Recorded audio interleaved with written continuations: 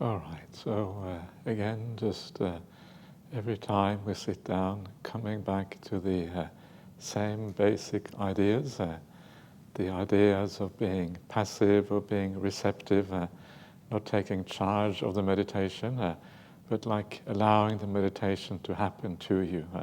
You're just receiving all of these beautiful things happening to you. And to be able to be passive, it's important not to try to be passive, but merely think of yourself as relaxing, enjoying whatever is going on. And then passivity comes along with this idea of patience. Patience and passivity are closely related to each other. Just waiting in the present, waiting for things to happen with complete patience, not looking forward to anything, allowing things to be.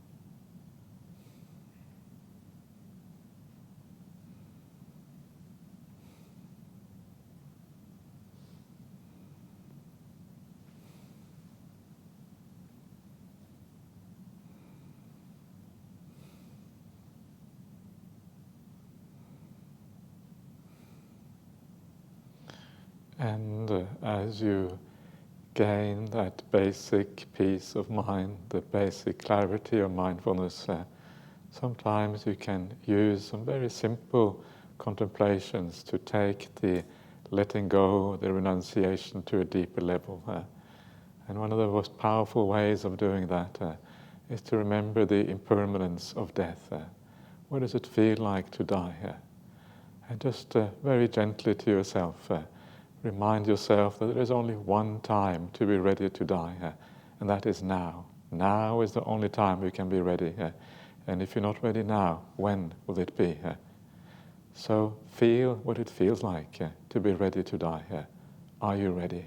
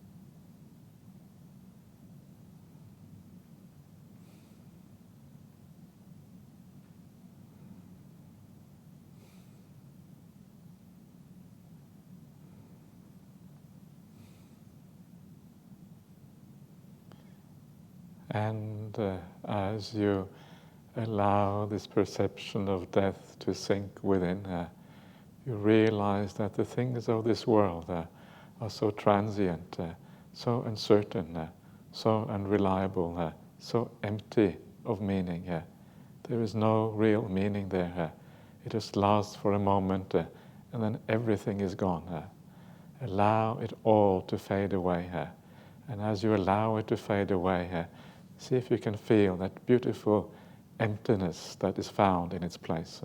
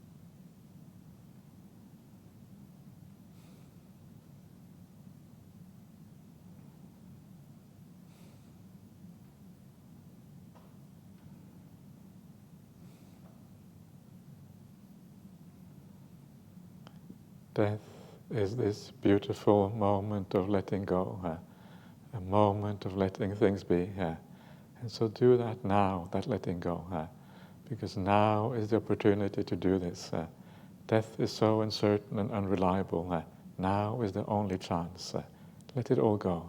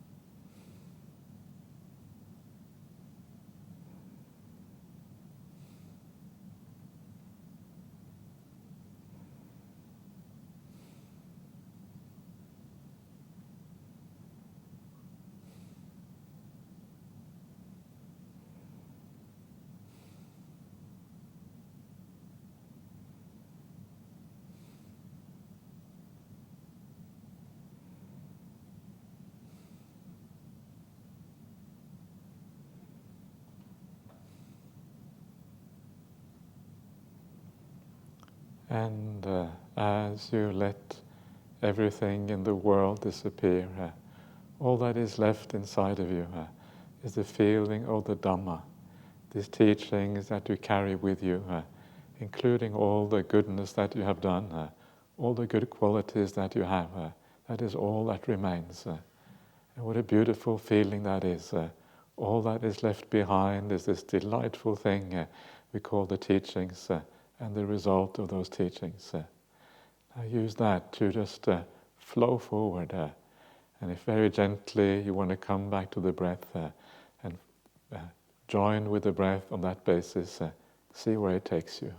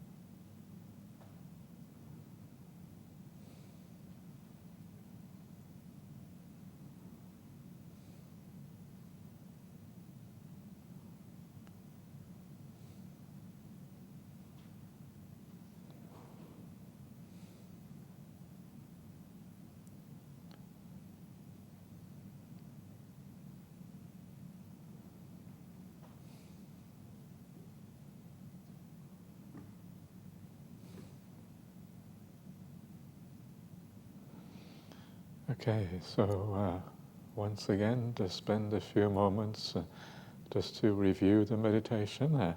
Again, trying to understand how this process comes about.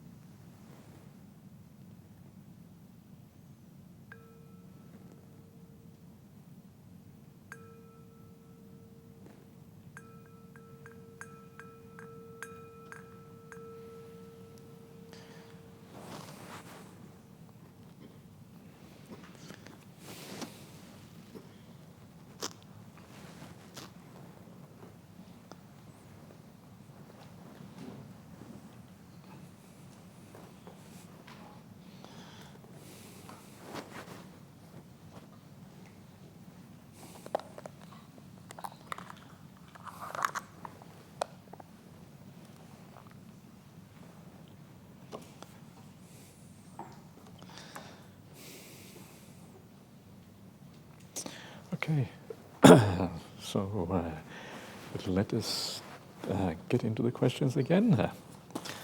Okay, lots of questions, that's good. So let's see what happens.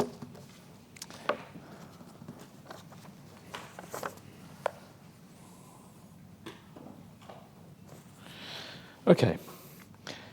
Dear Ajahn, thank you for sharing your wisdom. Could you talk a bit about the sensation when we are meditating, that we are observing an object?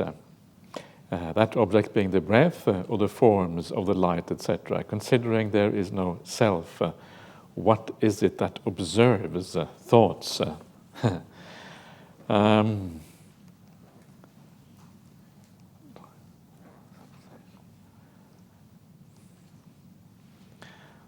Okay, so the sensation when we are meditating, that we are observing an object.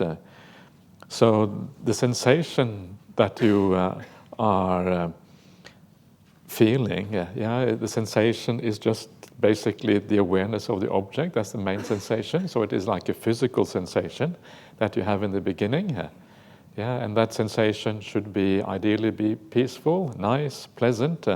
The whole idea of meditation is to have a pleasant sensation, so it should be a good feeling of the breath. The better the breath feels, the better it is. The more you're letting go, the more you're relaxing, the more you're allowing the breath just to be, rather than controlling it and all of these kind of things. So that is the idea of the sensation, and then the sensation over time becomes more and more pleasant and more peaceful, if the meditation is working, if you're able to let go, if you're able to follow this process. Sometimes it doesn't. Sometimes the sensation goes in a different direction here. So it will depend on what your mind state is like. So that's why sometimes you prepare the mind a little bit in the beginning, by doing some kind of brief contemplation that leads to letting go, like we just did this evening, a bit of death contemplation perhaps, or a bit of contemplation that lifts the mind up, whatever that might be. We have been talking quite a bit about that on this retreat, and so use that to support, to lighten the sensation, to make it better. So the sensation here, I take it to mean just the feeling of what is going on there.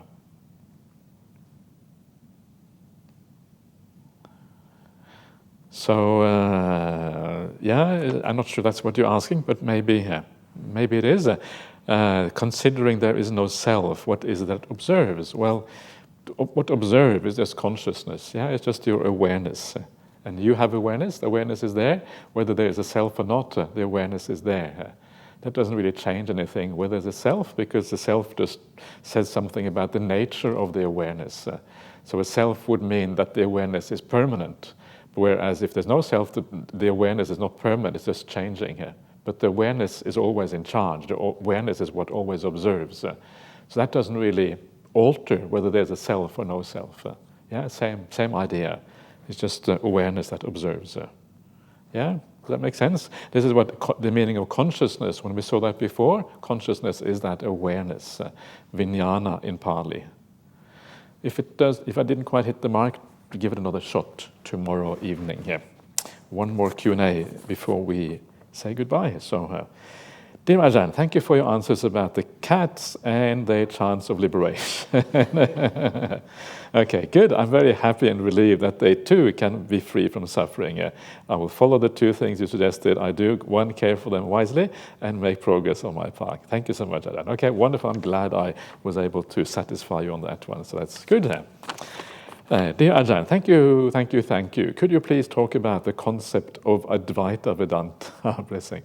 So this is where I'm a bit out of my depth, because Advaita Vedanta is these are Hindu teachings or Hindu meditations. And this is the kind of often called the pinnacle of meditation or the pinnacle of both philosophy and meditation within Hinduism.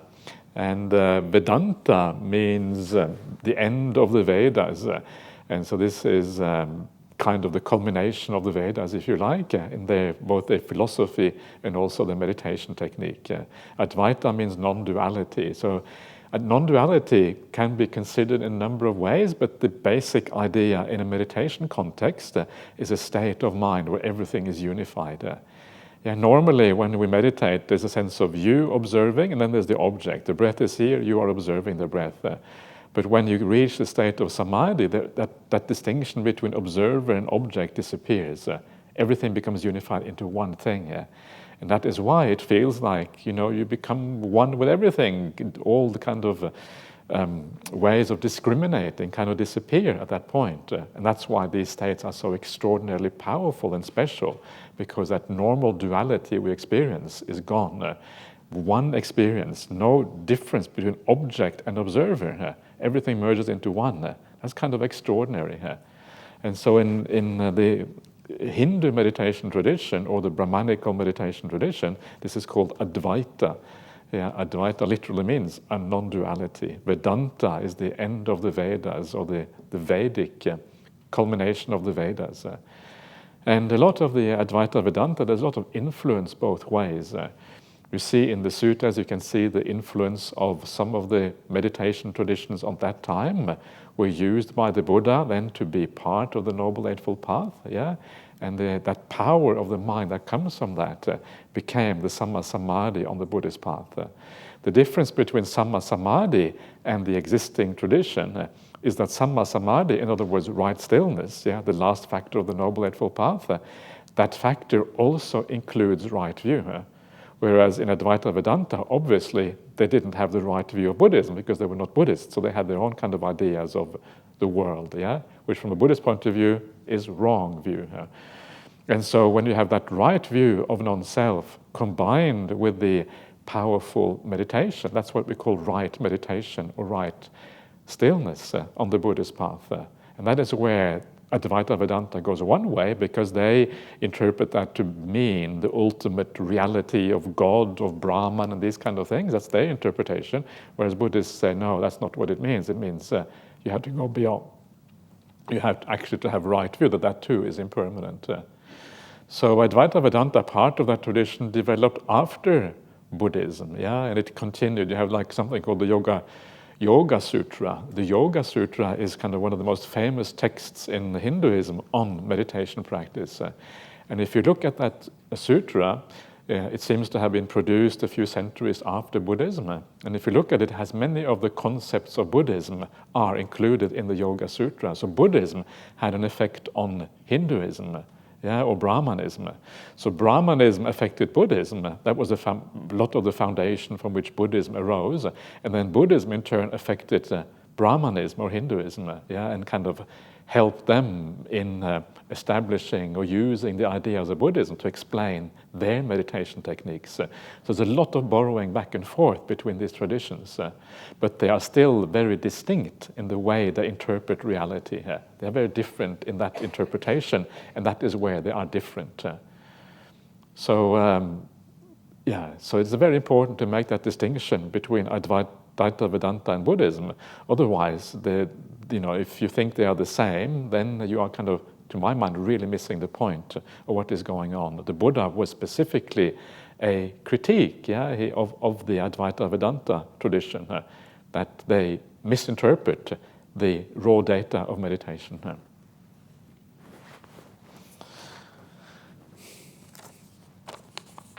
Okay, dear Venerable Ajahn, could you please elaborate further on not investing our worldly possessions in relation to the impermanence as they are borrowed stuff?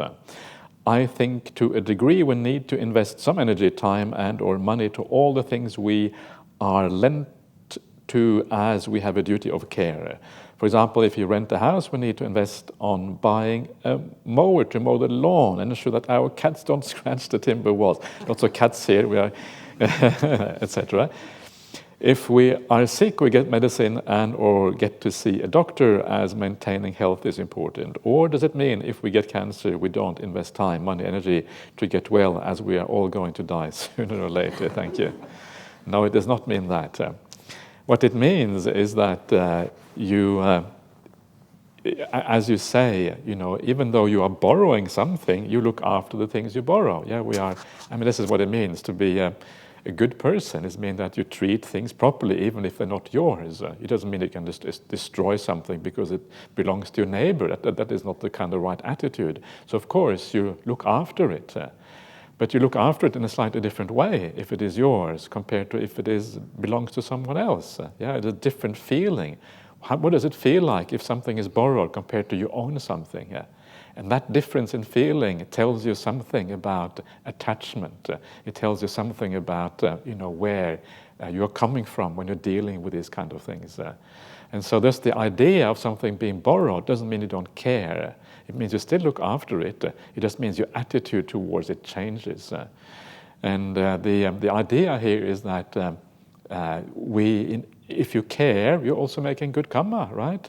If you care about things, you are looking after things, then you're actually developing your mind, and so you're doing the spiritual work that you're supposed to do, so that then you can carry on in the future in a good way, both in this life and in future life.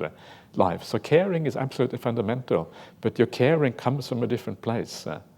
It's like you care for someone else's property, That is kind of what it means. So when it comes to your body, if you have cancer, sure, of course you look after your body. You try to overcome that cancer, but in a wise way, right? One of the things in the Buddhist idea is that if you have cancer, you don't go to war against the cancer. This is kind of very common in the modern world. We have all of these war metaphors or fighting metaphors. You fight things as if having lots of ill will is going to solve the issue. Usually it makes things worse. Where do these cancers come from? And some of these cancers probably come from negative mind states. If you look back on the idea of karma, certainly karma is negative actions in the past causes problems in the present. So it seems reasonable to think that negative actions and negative attitudes now may also cause problems now. And so having that anger toward the cancer is not really a solution. Cancer is just there. Cancer is doing its thing. Cancer doesn't know what's going on. Just kind of some bad cells in your body doing something bad. So instead, have a more of a welcoming attitude. Ajahn Brahmali would probably say, "Welcome, cancer. Welcome, please. Feel free to do what you like." And then the cancer usually disappears because that's not what the cancer wants to hear. So the cancer kind of. But it has to be honest. You really have to feel that way. It's like a burglar coming into your house. "Come in, burglar. Why are you? Why do you want to burgle my house anyway? What is it that you need? Tell me what you need. Okay, you need money. Okay, here's some money for you. Or whatever. You do something kind of which is counter to the ordinary way of looking at things. Burglars are burglars for a reason, because they are probably deluded, because they are a bit stupid, but also because they have been conditioned. And so they don't really know what they're doing. Okay, get some poor drug addict coming into your house. Be a bit careful because you don't know what they're going to do. But they are trapped by that drug addiction. They don't really know what's going on. You do many stupid things when you are really addicted to something. Have compassion for them. They don't know what's happening here. Yeah, okay, have compassion for them. Okay, how can we help you? Okay, you need some drugs right now, but maybe we can do something for you in the long run as well, whatever. And so all of these things are just ways of dealing with something very difficult in a positive way. So always look after yourself, but know at the same time that it's only going to last for so long. You only have this body for so long. So you don't invest too much money into this body. And then you're going to be on the right track. So something like that is what I was talking about. It's an attitude. It's not a carelessness. All right. There's quite a lot of questions, so I go a little bit fast maybe. So let's see what happens. Dear Ajahn, it is a blessing to listen to your thoughtful explanations of the suttas. Thank you. Would you be able to explain the difference between Zen and Theravada schools? And is it okay to listen to both teachings? It's okay. It's okay to listen to anything which is useful, anything which is wholesome, anything that is going to move you in the direction of awakening. See what effects it has on you. And if it works and it makes you a better person, then it is good. And that is really what it comes down to. One of the things, however, that I would recommend as well, and that is that there is a great variety in Buddhist teachings, and some of the Buddhist teachings are more likely from the Buddha than others. Some of the Buddhist teachings may not be in accordance with the Buddha's teachings, or some of the Buddhism may not be in accordance with the Buddha's teachings, and then there may be a problem. So be a little bit circumspect, and so don't kind of take it all on board as a kind of absolute truth, but use it if it works for you, if it has a positive effect, and then at the same time be a little bit skeptical. Be a little bit alert, basically. That's what I'm saying. So the reason why I use these particular suttas that we're using here is because these, to my mind, are the closest we get to the message of the historical Buddha. These are the most authentic expressions of the wisdom of the Buddha. And we can show that for historical reasons, the development of the suttas, the development of doctrines, the development of language, and all of these kind of things, the historical aspects of the suttas, lots of pointers that these are the most authentic ones. That doesn't mean that later traditions have nothing to say. Sometimes they do. And that's the whole point of giving a Dhamma talk, because you're adding something to the suttas. But sometimes you have to be careful. You can't always trust the later traditions. Sometimes they may distort the Dhamma, and that's why the final recourse should be the suttas. Dear Ajahn, I run a business in which I have to read a lot, write a lot of articles, and create a lot of content. Examples, videos and social media posts. From a Buddhist point of view, all of this creation would fall under proliferation, right?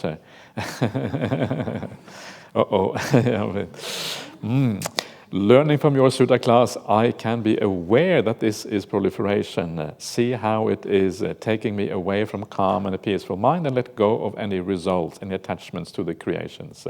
Is this a good middle way until I can fully let go of it all? Thank you. Yes, it is probably somewhat proliferating. It depends how you do it. You can do anything in life with more or less proliferation. It depends. I have no idea what you are reading and writing and all of these kind of things. So I don't really know exactly what's going on with you, but if you do these kind of things, it is also about how you do it as well. It is not just the fact that it is proliferation, but how do you do it? So when you create a video, do you do it with your customers in mind? Do you do it in a way that gives them some benefit beyond just the mere kind of sensual pleasure or whatever it is that you are doing? So it's about how you do it. And if we put kindness, compassion, care into our work, and we think about our customers, how can they benefit from what we are doing? You're always making good karma, even when you do worldly things. Okay, so I'm going to do this for my customer. At least I'm going to make a nice video, so that at least they can enjoy it.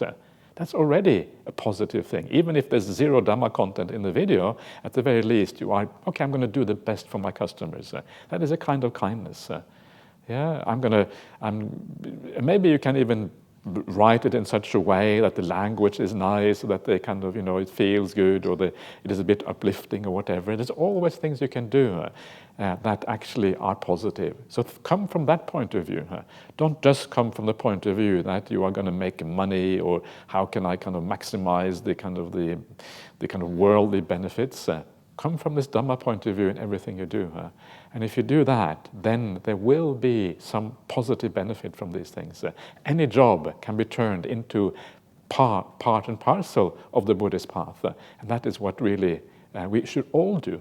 Everything we do should be Dhamma. Everything we do should be moved somehow in that direction. You cannot afford a corner of your life to be non-Dhamma. Yeah, it's kind of crazy. Why should any corner of our life not be Dhamma? Everything should be part of the spiritual path. That is when we're on the right track. And it's possible to do that. And if your company asks you to do evil things, then leave that company straight away. Have nothing more to do with that company, because they should never ask you to cheat or ask you to do bad things. If that is the case, then the management is rotten and cannot deal with rotten management. Management at Bodhinyana is very good, so if you want a new job, it's a good place to go. Okay. Hi, Ajahn. Hope you are well. Yes, thank you. I hope so too. I would like to take this opportunity to thank the following people who have made this retreat so pleasant and chillaxing. So we have the retreat organizer, we have the retreat manager. Okay, good. Retreat organizer, retreat manager. Caretakers, Christina and Tim. Retreat manager was Lei Har, kitchen manager, Nolia and Pam? No, that's what it seems to be saying. Yeah, okay. Okay. Pat, I think it should be. But anyway, people who give dana and prepare our delicious lunches. Absolutely, that is kind of really marvelous that people come all this way, all the way from Perth, bringing food at great expense to themselves. It's just amazing what people will do. And this, I think, shows the strength of our Buddhist community in Perth, that we can do this amazing, remarkable thing here. The monastics, monks, nuns, samaneris, anagarikas, etc., and all the retreat and participants. Okay, good. Have we forgotten anyone? The teddy bears? Maybe the teddy bears. We can add them onto the list. Thank you all for your kindness and generosity. Sadhu, sadhu, sadhu. Excellent. Okay, and to you, Ajahn Brahmali. Okay, thank you for your Dhamma and your passionate teaching of the suttas. I have a wonderful time on this retreat and thoroughly enjoy learning the suttas from such a humble and compassionate teacher. Remember, what you see and the reality might be two different things, right? When you sit here, you can always pretend to be compassionate and humble. The reality is always uncertain. I'm just kind of warning you, so you don't, it's very hard to know these things. Anyway, just giving you a kind of a balance. I hope you enjoy teaching as well. I always enjoy teaching, because when I teach, then I also learn Dhamma. It reminds me of all this wonderful teaching. So I'm very happy to have some nice and wonderful students. So what a wonderful thing that is. May you succeed in achieving the noble quest in this lifetime. Sadhu, sadhu, sadhu. Good. Excellent. Thank you so much for that. Okay, let's go on to the next one. Venerable Sir, if I understood and heard right, you mentioned that both the Lord Buddha and the wheel-turning monarch turns the wheel of the Dhamma. Not quite, yeah. The wheel-turning monarch doesn't really turn the wheel of the Dhamma. It kind of turns the wheel of the... What does it turn the wheel of? It turns the wheel of the monarch, I suppose. It's more a worldly kind of wheel. It's true that they proclaim the 5 precepts, yeah, and so they live to a large extent in accordance with Dhamma principles, but of course the wheel-turning monarch doesn't really understand the Dhamma in the full sense of the word. Well, I beg to differ. Okay, all right, respectfully. The wheel-turning monarch Chakravarti no Dhamma. From what I read, the wheel-turning monarch rules righteously based on Dhamma for the welfare of his subjects. The wheel refers to that turns by itself after 1,000 years to indicate that the term should end and hand over the rule to his son. But in contrast, the Lord Buddha turned the wheel of Dhamma himself and set it in motion for the welfare of all beings, sadhu. So that sets our Lord Buddha apart from the monarch. Yes, that's exactly what I had in mind. So, yeah, please know if I'm correct. You are correct. We are both correct, and more than we are in full agreement on this one. So that is wonderful. Okay, great. Let's go on to the next one. Venerable Sir, if I understood you right, you said the jhanas were practiced by the ancient Indian meditators before the Buddha, including his teachers before he went on his own quest. So were those jhanas practiced by the teachers different to the 4 jhanas that the Buddha taught? So they are different, and this was the point I was making before, that one set of jhanas has a right view coming with them, and that's why they lead to enlightenment, whereas the other ones have wrong view coming with them, and that's why they lead to long rebirth in those realms. If they are the same, then why did the Lord Buddha go to his childhood experience of the first jhana and not to the Alara Kalama and Uddaka Ramaputta taught? Yeah, so this is a very good question, and this was what I was going to talk about when we were talking about the Arya Pariyesana Sutta, Noble Search. I was going to get there, but then time told me you have to stop. So I had to stop at that point. But this is a very interesting point, right? I fully agree with you. It is very interesting. Yeah. And I think the answer is actually not that, actually there's a few possibilities in that answer. So the first thing which I was very fascinated that I talked about very briefly is the fact that the child, the Buddha-to-be, entered a jhana. I think that is very, very interesting in its own right, because it shows a little bit about what it takes to enter a jhana. I did mention that already, but I just wanted to reiterate that. The child has no spiritual path, doesn't know anything about meditation, has no dogmas or religious ideas or anything. It just chills under the Bodhi tree waiting for his father. That's all it does. And that's when you enter jhana. Yeah, that says a lot about how meditation works. Yeah, you really just have to let go. You just have to wait. You just have to relax. You have to be that child just waiting for your parents. Can you go back to that childhood? Go back to childhood, yeah. Childhood is better than you think. You can enter jhanas in childhood. In adulthood, you can't sometimes, yeah. So go back to your childhood. Maybe you can do it. That sense of simplicity of a child's mind, yeah. Sometimes a child can be very peaceful. We don't have these complicated minds that kind of dealing with all the issues in the world. Yeah, and this is kind of the beauty sometimes of childhood. Childhood can also be very difficult, but it also has kind of the beautiful sides. So that says a lot about the idea of meditation practice once you understand that. But then the other thing, as you rightly point out, why didn't the Buddha remember the time under his 2 teachers? And what this tells us is the power of wrong view. Wrong view is so powerful that it was impossible for the Buddha-to-be to remember those things without also remembering the wrong view that came with those things. He was studying under Brahmanical teachers who had the idea that when you get to these things, that is the purpose of the spiritual path. That is when you get unified with the universal consciousness, even the most profound aspects of that consciousness. And so that view traps you in a certain way, yeah? And that view is so entrapping that it was impossible for the Buddha to separate out the view from the attainments. He had to go back to another experience earlier on when he didn't have any views, when he was a child, when that was free from those views. And only then was he able to see that that attainment could be used apart from those views as a separate way to awakening. And to me, what this shows is how incredibly entrapping our views are. Once you have the wrong view, it's incredibly difficult to find the way out. Yeah, this is why that's why most views in the world are views about eternal gods and creator gods and all of these kind of things. And they trap you in a very, very powerful way. It's very hard to get out unless you have a Buddha that says, actually, listen, there is a problem with this. This goes deeper. It's incredibly hard to see.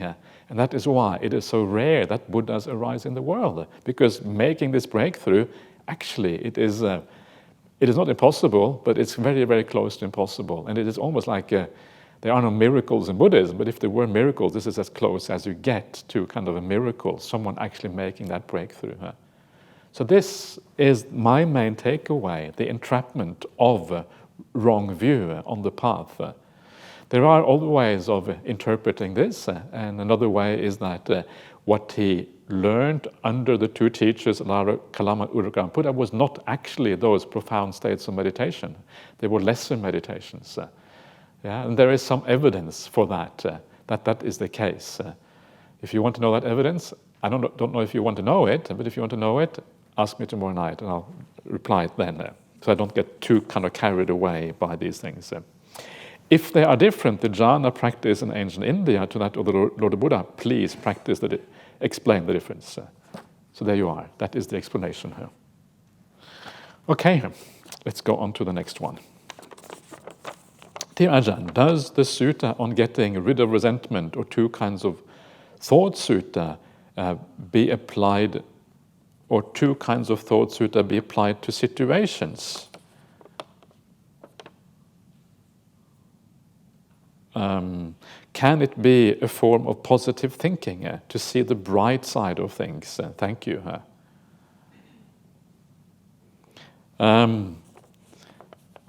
Yes, it can be a form of positive thinking, I would say, but remember, positive thinking, for it to be powerful, it has to be realistic. And I think a lot of the positive thinking in the world is not really realistic. We're trying to be positive when actually it's negative, or the reality doesn't really support that positive thinking. It's an artificial kind of positivity. And when it is artificial, it is very weak, because the evidence will point in a different direction, and then bang, it is overthrown, and then it gets even more difficult afterwards. So it is very important that the positive thinking is grounded in reality. That kind of positive thinking has a chance not only to withstand the realities of the world, but to grow and become incredibly powerful. So that's why when we want to use the resentment sutta, you focus on the positive qualities in a person. We know that people have both positive qualities and bad qualities. We don't deny the bad qualities, but we decide to focus on the positives, and we rejoice in the positive qualities. Usually we tend to be the opposite. We only focus on the bad in people. That is a very bad idea. So we learn to focus on the positive instead, and we think, wow, what a wonderful thing that they have positive qualities. And we rejoice in that. We build that up, and then we kind of look away from the bad qualities. We know they may be there. We don't allow other people to take advantage of us. But if the positive qualities are there, we really rejoice in that. It's like on this retreat, you rejoice in good people coming here. The main thing is not whether people here have bad qualities. Of course, everyone here is going to have some small bad qualities. So what? That's kind of irrelevant. The fact that everyone is here doing the right thing, intending to do the good thing, that is what is important. That is what is impressive. Despite all the conditioning, despite all the difficulties in life, we are still trying to live well, still trying to do what is good. That's really worth celebrating. That is worth kind of, feeling good about. So that's how you do it, without being false about it. You see the good qualities in other people. And then there are some people in the world where it is very difficult to see the good qualities because they have lots of bad qualities. But then that is where compassion comes in. If someone has a lot of bad qualities and they are trapped by those bad qualities because of their past, because of their upbringing, because of past lives, because of what have you, we are trapped by these things. I don't think anyone really wants to be bad. I think everyone in the world ultimately wants to be good, or at least everyone wants to be happy at the very least. And if they don't understand that goodness leads to happiness, they have a great deficiency inside of them. I think most of us, we know that goodness leads to happiness, because when you are good, you feel happy, you feel good about yourself. So we know that. And many people know that, but they can't stop themselves. They still do bad things, even though they know that being good, being wholesome, being kind is the way to go, because the conditioning is so strong. And that's it's a bit sort of hard, difficult to bear, right? If people want to be kind, but they can't do it because the conditioning overpowers that understanding. That is why we have compassion for people, because the conditioning is so strong. And all of this is a result of the non-self view in Buddhism. Because if there's no self, everything is conditioning here. And then you start to have compassion for everyone in the world. So base your positive thinking on things that are sustainable, on realistic ideas and assumptions about people. And when it is based on that, then it will work. But don't just force yourself to think positively when actually there may be no basis for that, because that may actually be detrimental. And so this is how you do it. And this is what the getting rid of resentment sutta is about. To see the bright side of things, yes, in the sense, you see the good qualities in other people and you have compassion for them. That is kind of what I mean by the bright side here. Two kinds of thought sutta, Dveda Vitakka sutta. Have a look at it for yourself. It's really interesting sutta. Majjhima Nikaya number 19. Okay.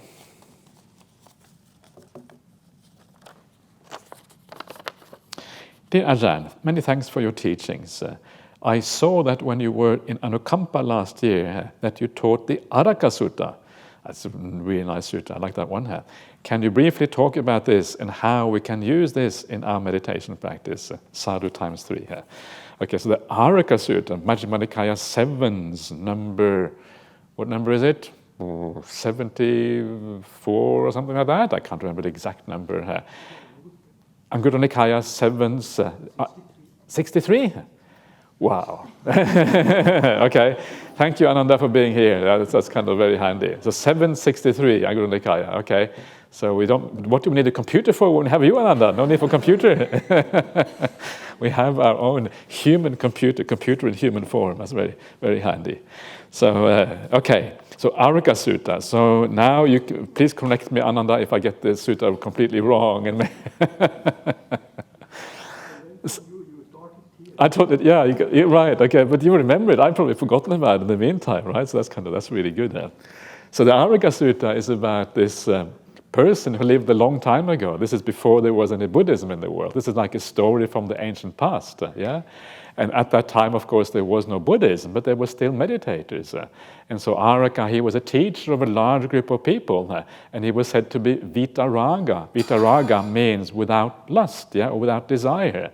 And in other words, his meditation, his metta, I think it was metta meditation that he was doing, I can't remember exactly what it was so powerful that he had abandoned the 5 hindrances, right? And then his teaching to his disciples was as follows, life is short and full of suffering. That was his teaching to his disciples. He had a large number of disciples. Life is short and full of suffering. And then he gives all these similes about how short life is. And one of the similes is just like the dew on the blade of grass evaporates in the morning when the sun rises. So in the same way, the life of human beings is short and full of suffering. That's pretty short, right? The evaporation of the dew of the kind of blade of grass. And there's a number of similes like that. And one of the really powerful similes in there is about the cow being led to the slaughter. Life of human beings is like a cow being led to slaughter. For every step that cow moves, she is one step closer to death. That's this powerful death contemplation for you. The cow is moving to the slaughterhouse. For every step she moves, she's getting one step closer to that slaughterhouse. In the same way, every step we take, we're getting one step closer to death. Kind of very, very powerful. And then there is a number of other similes. I'm not going to dare to try to remember them because I probably won't. But all of them are about the shortness of life, and how short it is. And then comes the punchline at the end of the sutta. But in those days, the life of human beings was 80,000 years, and they only had 3 illnesses. The 3 illnesses was cold and heat, and going to the toilet or something like that, and those were the illnesses in those days. That was all they had in illnesses. Life is short and full of suffering. That was the teaching. And so the idea is, right, that we can use these kind of things to help us on the spiritual path. Even at the time like this, when it was 80,000 years, still there was enough suffering and shortness of life to think about. But of course now it is far, far less. And that is kind of the culmination of the sutta. But what to speak of now, when we have all of these illnesses and lifespan is only 100 years or whatever.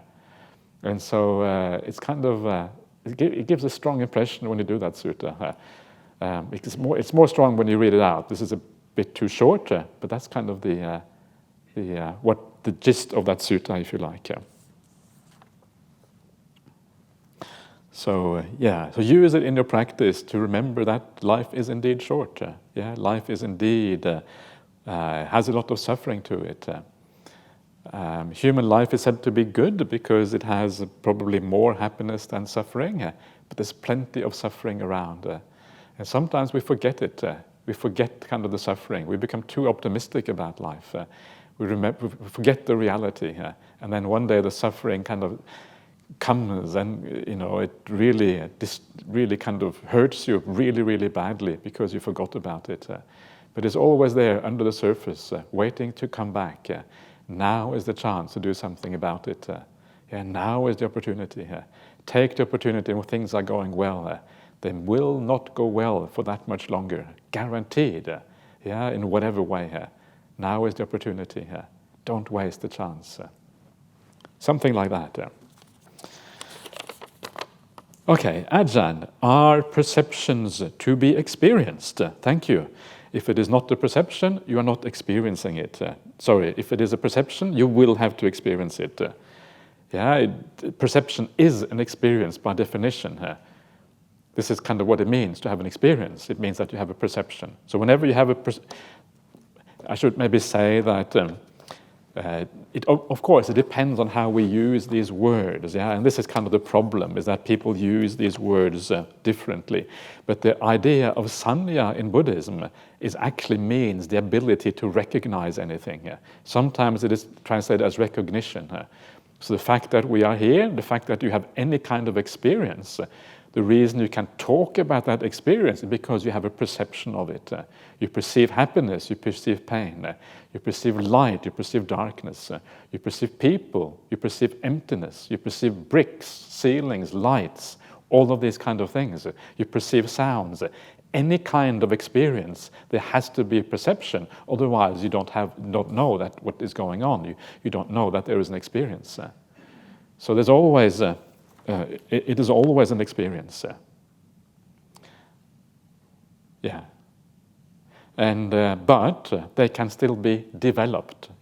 Certain perceptions can be developed, like the perception of impermanence. And then you start to experience the world differently because you are developing your perceptions. The world starts to look different, and so in this way your experience changes in accordance with that. That's kind of the idea here with developing your perceptions.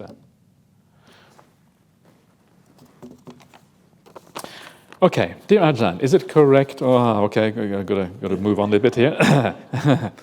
Is it correct to say that by practicing present moment awareness in daily activities as part of right effort, one could notice a decrease, if not a lack of sense of self for that duration of time, thereby helping to deepen the understanding of non-self, anatta? Thank you. Yes, present moment awareness does tend to decrease the sense of self, because instead of being involved with the world and involved with what is important to you and all these kind of things, you're standing back a little bit, you have more clarity. So it does reduce the sense of self. Does it help in deepening the understanding of non-self? Maybe a little bit, but not all that much. If you really want to understand non-self, you have to go deep in meditation. That's really the only way here. It will be pretty superficial what you can do in daily life. The most important thing, the most important reason for having presence, having awareness in daily life, the most important reason is so that you can know what you're doing here. You know what is going on. You can purify yourself. You can stop the anger before it arises. That is the most important reason. Just being aware so that you can see non-self is not that useful, I would say. And then if you are able to purify yourself more by being more aware And also, as I said the other day, by having more right view. Right view is fundamental for you to be able to really fulfill the sila in daily life. If you can use it in that way, then your meditation will be deeper next time you go on retreat. But if you are just aware in daily life, it may not change all that much what happens on retreat, because the causes of deep meditation is sila. The cause of deep meditation is right view. That is where we should put in the effort, because that will allow meditation to deepen in the long run. Just being aware in its own right does not necessarily have any effect on the meditation. In any case, the awareness itself depends on sila and right view. Your ability to be aware itself depends on those things. If you have a mind that is full of hindrances, it will stop the awareness. The mind will kind of the causes of ill will and desire and all of these things will make the mind go into the past and the future and will stop you from being properly aware of what's happening here. So make that the main reason of awareness in daily life. I know that there is often a lot of emphasis on this idea of being aware in daily life and all of these kind of things. It's a very common thing in Buddhist circles. But my understanding of the suttas, and I'm not going to go into detail about this because it's quite a difficult and involved argument in many ways. But the way I understand the suttas, the main purpose in daily life is not just to be aware of things, but to be aware in a specific way so as to purify yourself. That is the main reason for these things. Just awareness in its own right. There's nothing wrong with it, of course, and it's better than not being aware, but it doesn't have any great impact.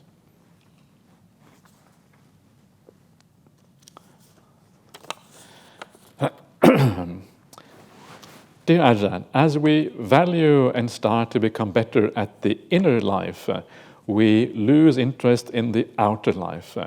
As we gradually purify virtue, we can start to love others better. Nevertheless, we can also feel that most people aren't quite on the same wavelength. So even though happiness and independence and confidence are slowly increasing, a sense of loneliness can also exist. At Bodhinyana, there are two amazing living teachers. I think having such Kalanimittas in residence could make a huge difference. But I suspect even there, some people have to face this particular stage. How do I navigate this? Thank you and much metta. P.S. When cultivating the perception of anicca, one gets a sense of what Ajahn Brahmali means when he says to lower expectations to zero, especially about people. But this makes this stage harder. Okay. Yes, that is true, but this is where the idea of metta and compassion comes in. And if you feel separated from others, you don't feel that you are on the same wavelength. Practice metta, practice compassion. What really reduces the distance between us and other people is our ability to have this metta and see the goodness in them, and also have compassion for them. When you have that, you always feel connected. In fact, you could argue, you can say in many ways, even if you are by yourself in your kuti, not having any connection with anyone, you can often feel more connected with the world simply by the idea of having metta for everyone. Metta creates connection. It's the opposite of being apart, being separated. So practice that part in your life, and then you will feel more connected. And by metta, I mean metta by body and speech, but also metta just mentally by how you think and in meditation practice as well. And then connection arises. So, and then of course the other thing is to choose your friends wisely. Make sure you do indeed have a kalyanamitas as much as possible. And there will be people in life, there are many good people in the world. I'm always surprised at how many good people there are. And they may not be Buddhists or whatever, they may be Christians, they may be Muslims, they may be atheists, they may be nothing, they may have no idea about anything. But still, they can have a good heart, yeah? And that is worthwhile. That is also always beautiful. And then you can always connect with people like that. People with a good heart will always tend to inspire you in the right direction, even if some of the views are a bit strange and a bit funny. And so hang out with those people with good hearts, and then I'm sure you will be able to connect in a good way with people. Dear Ajahn Brahmali, I hope I'm repeating this correctly. You mentioned that when you are a non-returner, you get reborn in the Rupa Loka realm. No, that is non-returner? Yes, that is correct. How do you go from being a non-returner to becoming an arahant? Can you develop arahantship in Rupa Loka? Here is someone who is very ambitious, which is good. It's good to be ambitious. So if you do get reborn as a non-returner in those realms, usually you just have to bide your time and wait, and then eventually you just pass away from there, and then that's it. That's the end of the story. You don't get reborn again once you get reborn in the Rupa Loka. You stay there for the time period of that rebirth, and then the moment you come out of that rebirth, bang, you usually go straight, you become an arahant straight away. There's also a possibility of getting reborn in many rebirths within that Rupa Loka. There's 7 kinds of non-returners according to the suttas, and these are just different ways in which you abide, different kind of sequences. Some get reborn straight away, or some become arahant straight away. There's different things that happen there according to, some people, they are non-returners, and then they become arahants at the moment they land in that realm where they're supposed to be. Others takes a while for things to happen. So there's all kinds of possibilities for non-returners. But generally speaking, you don't do very much in those realms. You just wait till you become an arahant. So the arahantship is usually to be developed as a human being, not as a non-returner. Anyway, it's so pleasant, you don't really need to kind of develop anything. You're probably just enjoying your time, and then when you finally pass away, then you're happily an arahant. Okay, one online question. Online question, okay. Okay, that's good. I'm happy to see online questions. I'll put that to one side for now, and we'll take it maybe last. I think today, there's no way I'm going to be able to finish all these questions today, but I always promise on these retreats that I will finish all questions, and I'll make that promise today as well. So we're going to get through it. If not today, at least tomorrow. Dear Ajahn, I am an allied health professional in WA whose clients include those with terminal illness. As you may know, voluntary assisted dying is legal in WA. Understandably, there's a strict eligibility criteria, but basically it's legal for people with unbearable suffering to end their lives with medical assistance. Can you please comment in light of the suttas? So the idea in Buddhism, the root idea of what is good and bad karma, is not about rules. If you look at the 5 precepts, you might think killing is wrong, so therefore you can never kill. But the root idea of morality is the intention that lies behind the action. And if the intention has certain qualities, if it is a good intention, then it is not bad karma. If it is a bad intention, it is bad karma. So the question is it possible to kill with good intention? That is the question. And I would say that if you are able to help someone with assisted dying purely out of compassion, purely out of this person doesn't want to live, do I have the right to force them to live? I think this is, to me, one of those questions that is really important. Sometimes we say, no, you have to live. We will not allow you to die because our laws don't allow it. Do we have the right to say that to other people, to force them to live against their will? I don't know if we do. If someone really wants to die, maybe the compassionate thing is to allow them to die. So I would say that in the cases of this, I would say the karma is not, it's hard to say exactly what it is. It's somewhere kind of in between. It's what I would call gray karma. It is neither very, very bright, nor is it very, very dark. You are going from what seems to be the right thing to do in that kind of situation, having compassion for people, if someone is in that kind of unbearable situation. So kamma ultimately is about what motivates your intention. Compassion, ill will, kindness, generosity, clarity, or delusion. This is the sort of thing. So look into your motivations. Try to find out what is going on. Make it as pure as possible, and then you're making the best possible kamma in that difficult situation. Is it possible to make good kamma by helping someone to die? Maybe, because you are assisting someone coming from compassion. It's hard for me to really say with absolute certainty, but maybe it is possible. But you have to know. I cannot tell you whether it is right or wrong in any particular case. That is a decision you will have to make for yourself and knowing your own mind.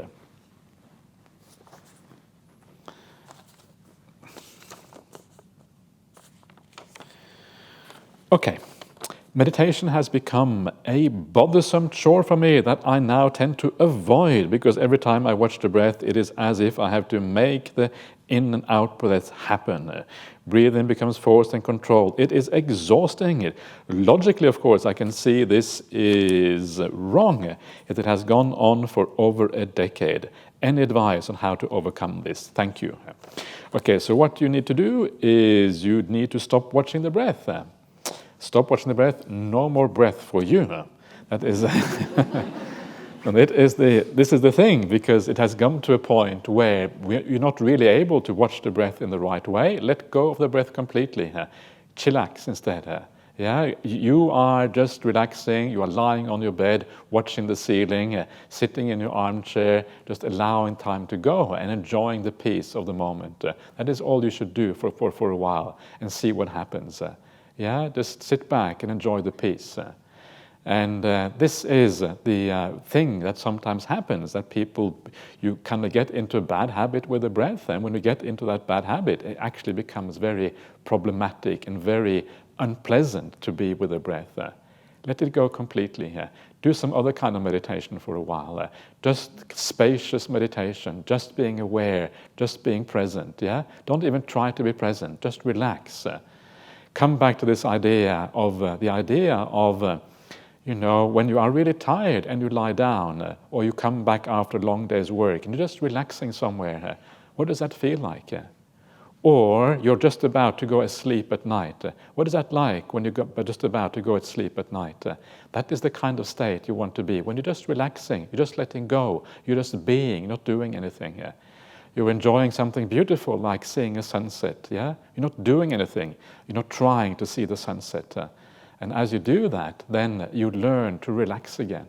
You learn to just be, rather than controlling things.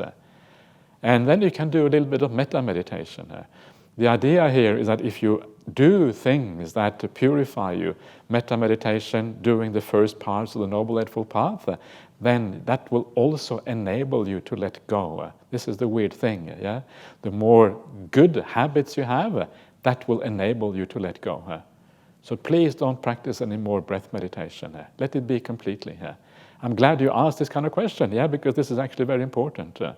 And there are many people who struggle with that kind of thing. You will only be one among many, many, many. Almost everyone tries too hard. And most people don't have enough mindfulness to be able to do this skillfully. Just sit back and allow things to be. And then down the track, when you learn to kind of get your mind balanced again, you can occasionally try the breath meditation. When you do this, when you try to let go, sometimes the breath will still be there, because your habit is now so strong on catching hold of the breath that you may not be able to let go of the breath fully. The breath will just come whether you want to or not. And that's okay. If the breath comes, it's okay. But don't watch it. Don't worry about it. Just let it be there, as if it is something that is, just like the the lights are there, or the sun is in the sky. It's just present, but it's not something that you need to worry about. So it is present, but you don't worry about it. You just relax. You just enjoy. You allow your mind just to be a little bit, whatever it might be. And so you gradually learn to let go. And eventually the idea of the breath is a bit like I was mentioning before. The idea is like seeing a tree in the forest.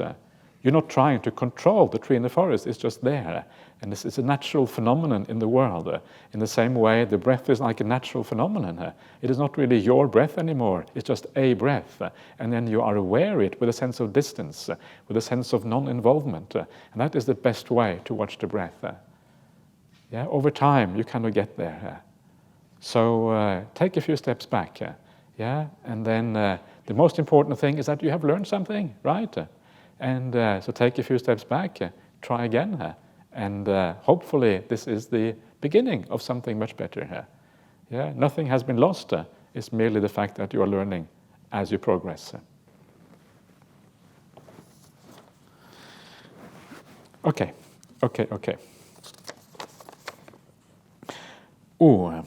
so now dear Ajahn Brahmali, when we make such profound changes in our minds, do they also manifest physically in the body? Yes, absolutely. Your body becomes more relaxed, your body becomes more at ease. I think often it also leads to less illnesses in the body, actually. The more better your mind states, the more likely your body is to be in a good shape as well. Are there changes in the body that we can observe? Yes, I think you can observe some changes. Generally speaking, your body, again, is at ease and relaxed. And sometimes the changes are of the variety you see in Ajahn Brahm. Look. So you are so relaxed, yeah, you don't really worry about your body anymore, and kind of the body just kind of, it's interesting. A lot of the kind of these great meditators, yeah, and actually Ajahn Ganha was a bit like that, also a famous meditator. He also became really overweight, and the doctor told him, if you don't reduce your weight, you're going to be in serious trouble. So somehow he was able to reduce his weight as well. So that's kind of unusual, but it's fairly common among these kind of meditators, yeah. They just kind of tend to expand. There's more of them, yeah. Maybe that's a good thing. There's more of these kind of great meditators. So so I think that may be a byproduct, especially when your meditation is really, really deep. And one of the reasons is because you don't really care so much about what you look like or what other people think or about the body. You are all in your mind. Your mind is what matters to you. And the body, all of these things are kind of irrelevant. And you just let go completely. And if people say you are too fat, you say, yes, I'm too fat, and you carry on. That's kind of what happens. And that's kind of nice in a sense, you know. I like this idea that people don't really care about these things. There's something very beautiful and profound about that. All they care about is their mind, the spiritual advancement. Everything else is kind of irrelevant. There's something very beautiful about that. And so it may not be good for the length of your life, but it's something very powerful and regardless. So I'm going to take one more question. I'll take the one from online, and then I will stop, and please keep adding questions, and we will hopefully do it all tomorrow. So from online, dear Ajahn, thank you for your teaching. Thanks also to the people behind the scenes for the high-quality streaming service. My question is, I enjoy a cup of coffee, but does the mild stimulating effect get in the way of meditation? That would be bad news for me if it was in the way of meditation, or indeed Ajahn Brahm, or indeed Venerable Patipada, or indeed many, many, many monks and nuns, I think, as well, who enjoy a good cup of coffee. The best thing to do is to just check it for yourself, whether it gets in the way of meditation or not. For some people, it may make them too restless. For others, it may not have an effect. I know Ajahn Brahm has a cup of coffee often early in the morning, and for him it certainly is a very positive thing for his meditation.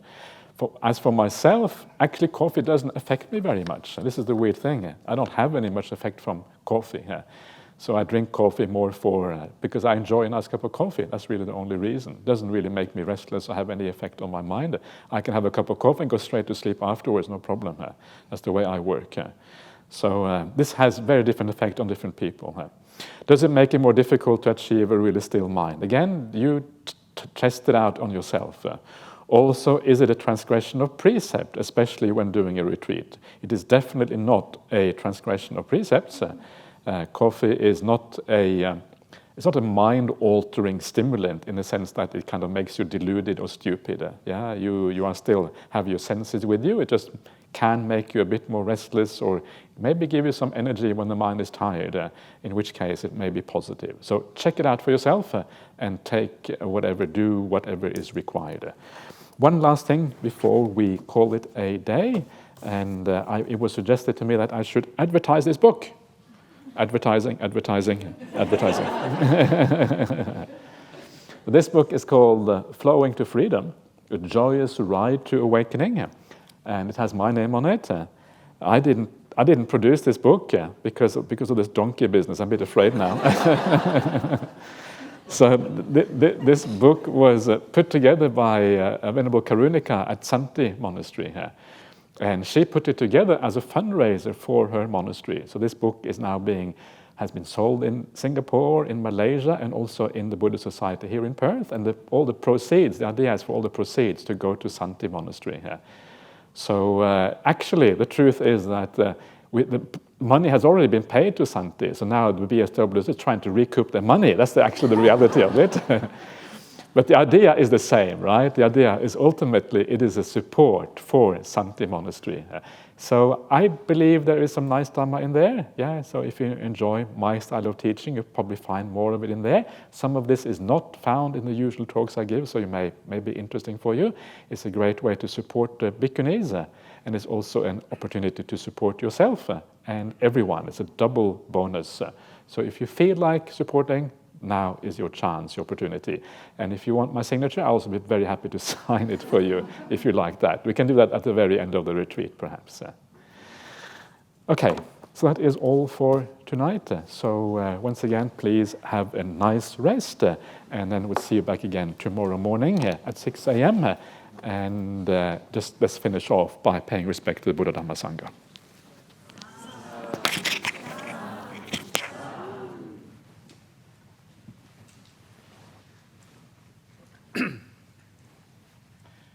Arahang Sama Sambuddho Bhagava Buddhang Bhagavantang Abhivademi